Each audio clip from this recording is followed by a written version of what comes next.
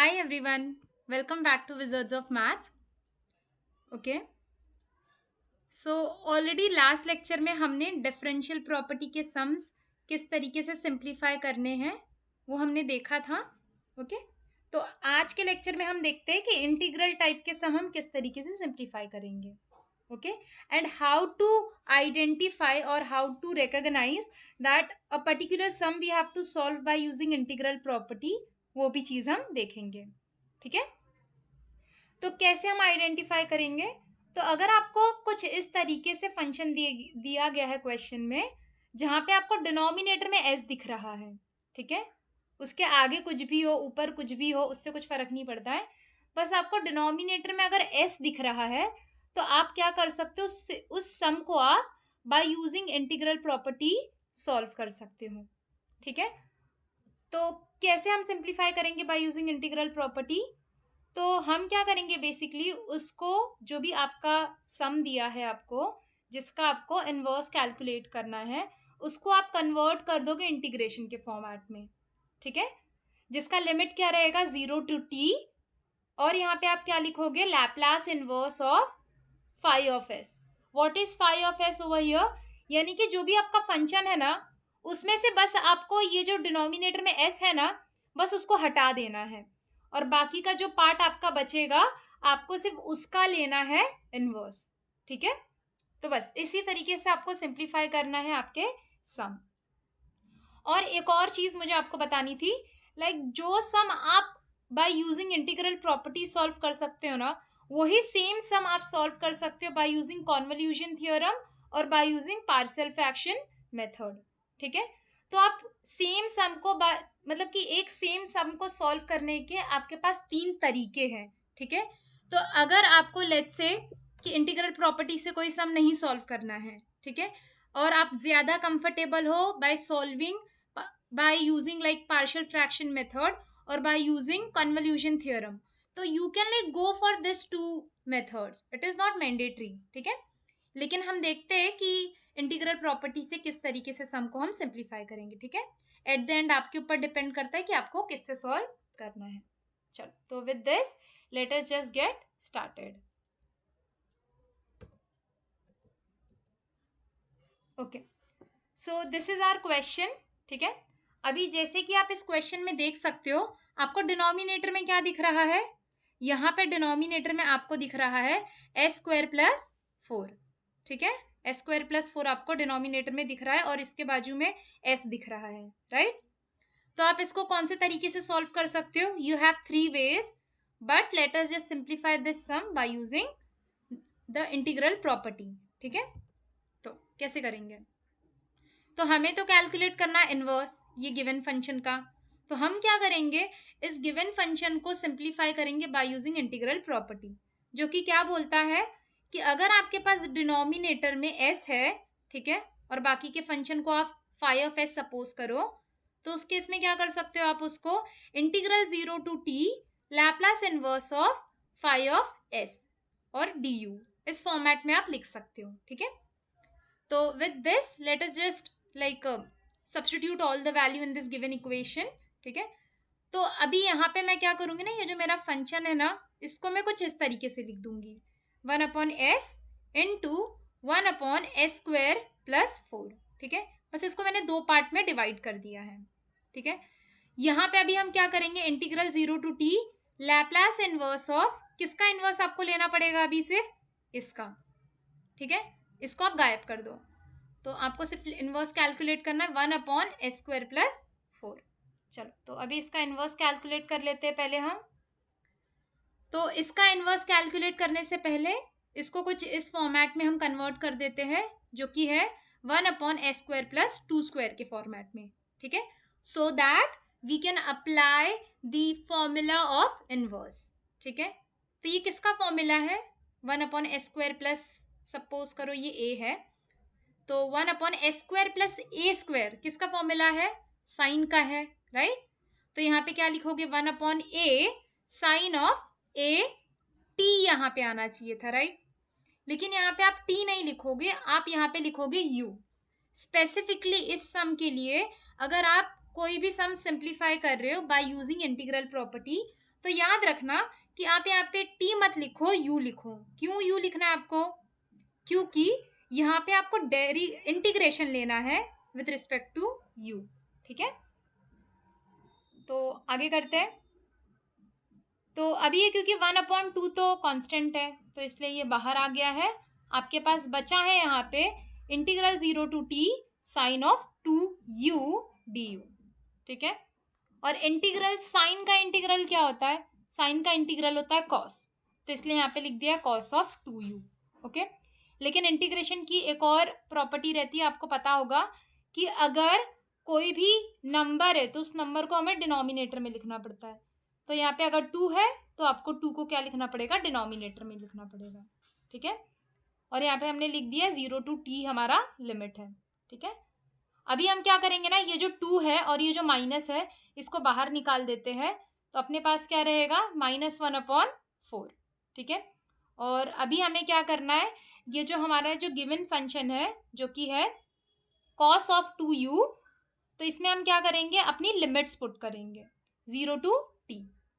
Okay, so let us first put, ये पहला हम क्या करेंगे, t जो है ना उसको पुट करेंगे, फिर माइनस, फिर इस 0 को पुट करेंगे इसके अंदर।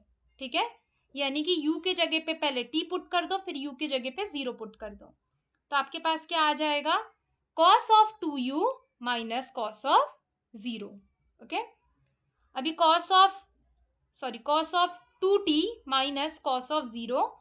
अभी 2t तो वैसे ही रहेगा, लेकिन cos ऑफ 0 की वैल्यू क्या रहती है? 1 रहती है, राइट? तो इसलिए हमने यहाँ पे क्या लिख दिया है? 1 लिख दिया है। तो दैट्स इट, ऐसे ही हमें क्या करना था? अपना सम सिंप्लीफाई करना था।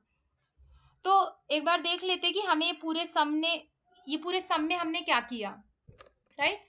तो हमने क्या किया यहाँ पे, बेसिकली हमने उसको कन्वर्ट किया कुछ इस पर्टिकुलर फॉर्मेट में। ठीक है, फिर हमने उसमें से 1/s हटा दिया और बाकी का जो टर्म था उसका हमने क्या कैलकुलेट किया? इनवर्स लैप्लास कैलकुलेट किया।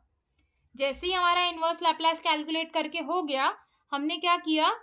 इंटीग्रल कैलकुलेट किया, और जैसे ही इंटीग्रल कैलकुलेट करके हो गया, हमने अपनी लिमिट्स पुट कर दी और अपना फाइनल आंसर कैलकुलेट कर दिया। ठीक है, लिमिट कैसे पुट करते हैं? पहले अपर लिमिट पुट करते हैं, फिर माइनस लोअर लिमिट पुट करते हैं। ठीक है, so with this we have completed our first sum. Now let us just look at another sum. देखते हैं हम इसको कैसे सॉल्व करेंगे, और ये थोड़ा सा ऐसे अलग टाइप का सम है। ठीक है, चांसेस है कि ये पूछ सकते हैं आपके एग्जाम में, तो इसलिए इसको भी कवर कर लेते हैं। ठीक है, तो इस सम में भी जैसे कि आप देख सकते हो कि डिनोमिनेटर में s है, राइट? तो आप इस सम को भी किससे सॉल्व कर सकते हो? Bye using integral property. ठीक है, तो यहाँ पे हमने फॉर्मूला लिख दिया कि भाई हम ये वाला फॉर्मूला यूज करने वाले हैं, और इसको हमने उस पर्टिकुलर फॉर्मेट में कन्वर्ट कर दिया है, यानी कि 1/s इंटू 1/√(s+4).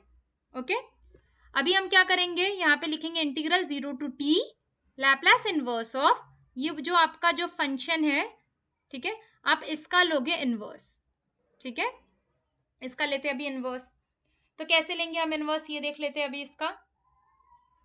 तो सबसे पहले तो हम क्या करेंगे, क्योंकि ये रूट है ना, तो रूट को हम कैसे लिख सकते हैं? 1/2 करके लिख सकते हैं, राइट?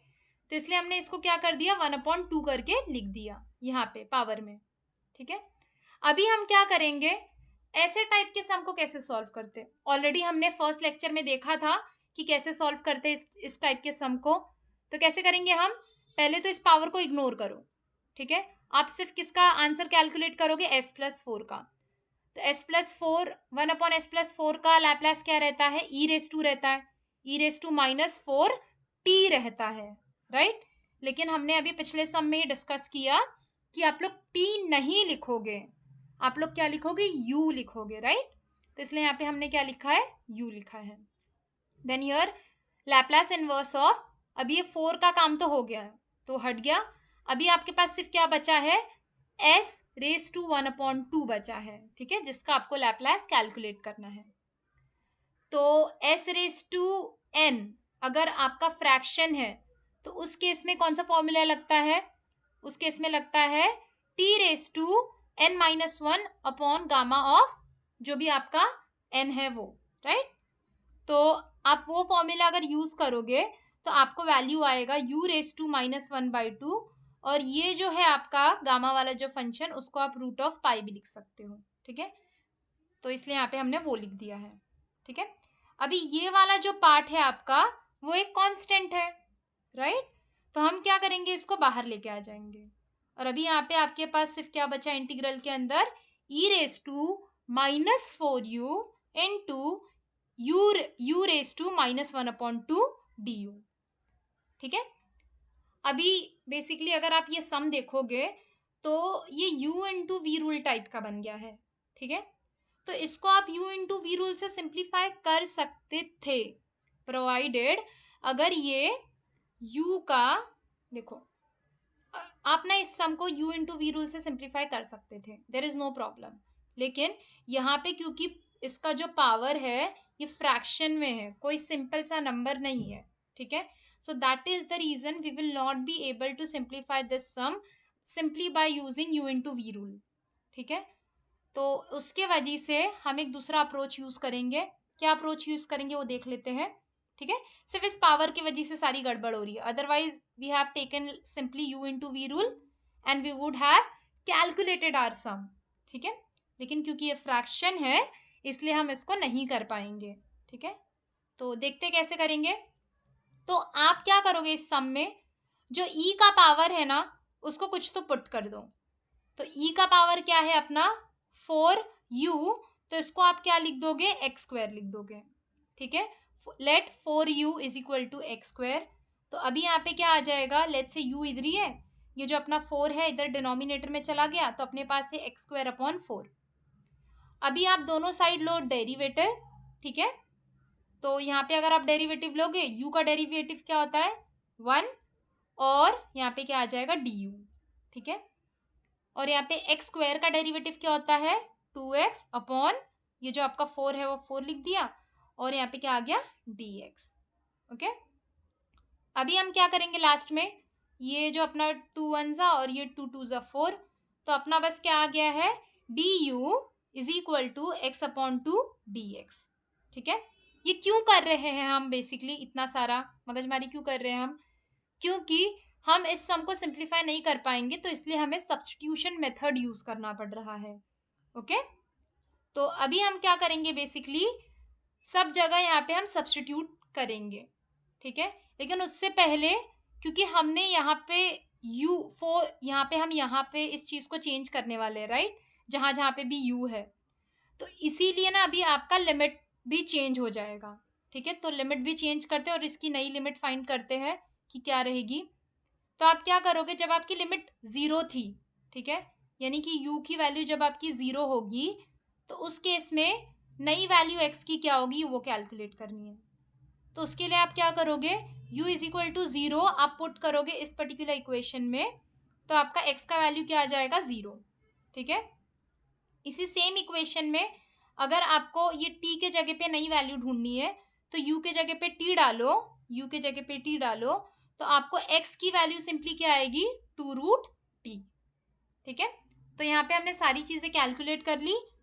अब बस लास्ट स्टेप, इसके बाद में कुछ भी नहीं है ज्यादा, ठीक है। कैलकुलेट कर लेते हैं।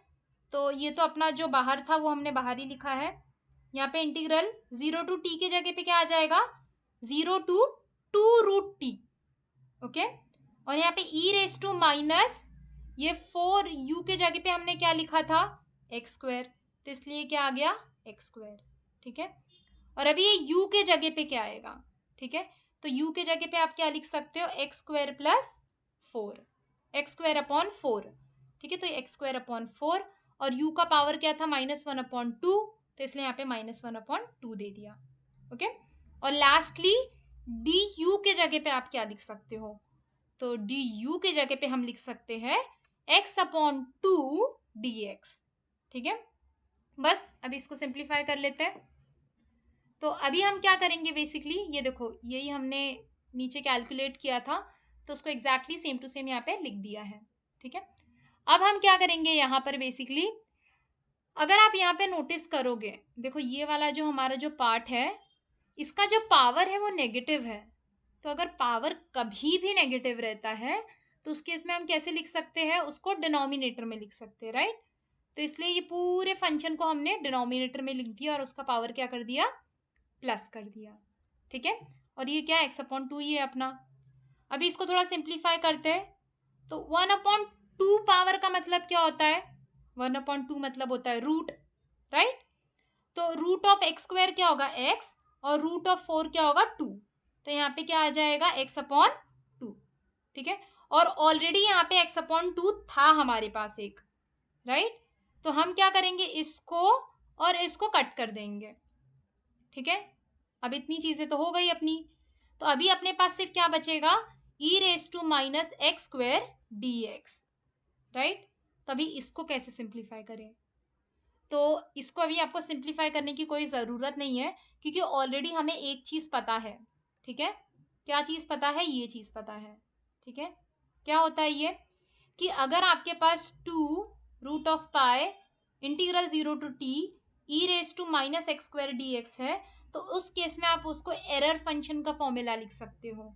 एरर फंक्शन ऑफ क्या लिख सकते हो आप, जो भी आपका पावर है, जो भी आपका लिमिट है, अपर लिमिट है ना, उसको आप यहाँ पे लिख सकते हो। तो हम क्या करेंगे ना, अपने गिवन फंक्शन को सेम इसी फॉर्मेट में कन्वर्ट करेंगे, ठीक है। इसको इरेज कर देते हैं, ठीक है। तो अभी हम क्या करेंगे, हमारा ये जो फंक्शन है इसको सेम इसी फॉर्मेट में कन्वर्ट करते हैं, ठीक है। तो सेम फॉर्मेट में कन्वर्ट करने के लिए सिर्फ किस टर्म की ज़रूरत है, हमें 2 टर्म की ज़रूरत है। तो यहाँ पे मैंने 2 से मल्टीप्लाई कर दिया और 2 से डिवाइड कर दिया, ठीक है। तो अभी ये 1/2 आ गया। और अभी इस पूरे पार्ट की जगह पे आप क्या लिख सकते हो, ये किसका फॉर्मूला है, ये फॉर्मूला है आपका एरर फंक्शन का, राइट। तो आप यहाँ पे क्या लिखोगे, यहाँ पे लिखोगे एरर फंक्शन ऑफ किसका है, ये एरर फंक्शन, ये एरर फंक्शन है इस पावर का। ये पावर क्या है, 2√t, तो इसलिए यहाँ पे क्या आ जाएगा, 2√t, ठीक है। So in this way we have calculated our sum, ठीक है। तो बस आपको हमेशा याद रखना है कि ये आपको इस तरीके से कब सॉल्व करना है। तो कभी भी अगर आपका u का पावर कुछ ऐसे फ्रैक्शन टाइप में रहेगा, तो उस केस में आपको सब्स्टिट्यूशन मेथड यूज करना पड़ेगा और आपको पूरी वैल्यू सब्स्टिट्यूट करनी पड़ेगी, रिप्लेस करनी पड़ेगी और उसका लिमिट भी रिप्लेस करना पड़ेगा, and then you have to simplify your sum, ठीक है। So that's it for this sum. Now like one practice question for all of you.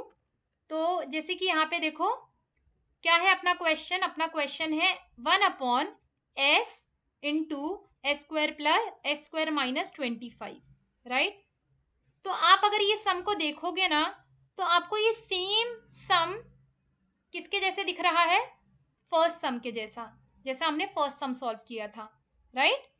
तो आप क्या करोगे, ये सम को आप सिंप्लीफाई करो by yourself, and let's see if you are like facing any issue, आपको कोई भी प्रॉब्लम आ रहा है, तो आप क्या कर सकते हो, आंसर की का रेफरेंस ले सकते हो, ठीक है। This is the answer key, but try to simplify this sum by your self.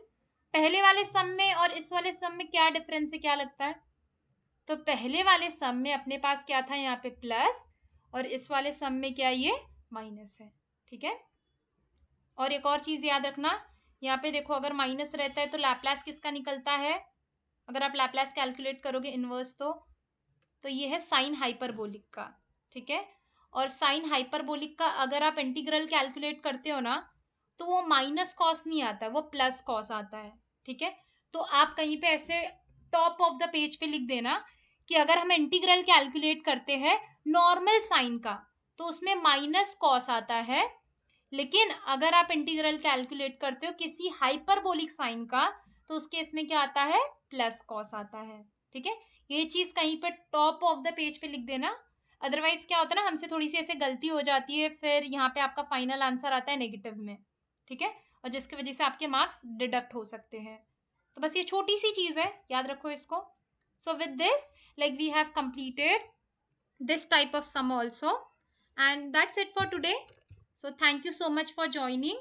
और अगर आपको ये लेक्चर पसंद आया होगा तो please like share this video with your friends also, and please do subscribe to my channel and also like it. Thank you so much.